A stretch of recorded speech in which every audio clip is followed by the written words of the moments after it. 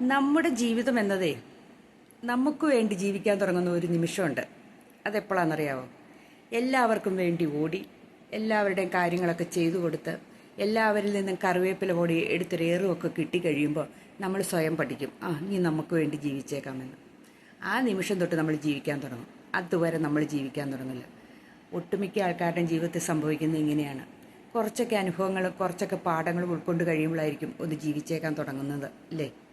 അല്ലാതെ ഒന്നും സുഖത്തിലോടുകൂടെ അല്ലെങ്കിൽ എല്ലാം സാധിച്ചു തന്നോ എല്ലാവരിൽ നിന്ന് എല്ലാം നല്ല അനുഭവങ്ങൾ മാത്രമുണ്ടായാലോ നമ്മൾ ജീവിക്കുകയില്ലെന്നേ.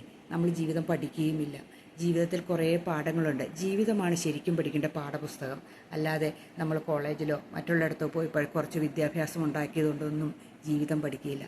ജീവിതത്തിലേക്ക് തന്നെ ഇറങ്ങിയാലേ പഠിക്കുകയുള്ളൂ. അതിൽ കൊണ്ടും കൊടുത്തും പഠിച്ചു കഴിയുമ്പോഴാണ് ജീവിതത്തിൻ്റെ അർത്ഥം എന്താണെന്ന് നമ്മൾ മനസ്സിലാക്കുകയുള്ളൂ. ശരിയല്ലേ ഞാൻ പറഞ്ഞത്?